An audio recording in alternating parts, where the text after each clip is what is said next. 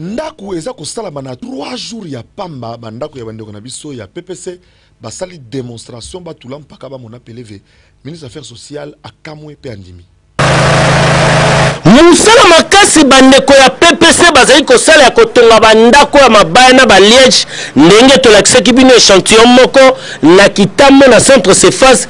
etindi ba conseiller ya mokonza mboka baya kotala musala makasi ye moko conseiller Kimbembe Mazunga ya chef de l'état na makambo tali kotonga ayaki ko visiter pe amonaki asepeli makasi asoli na mikwa lingala facile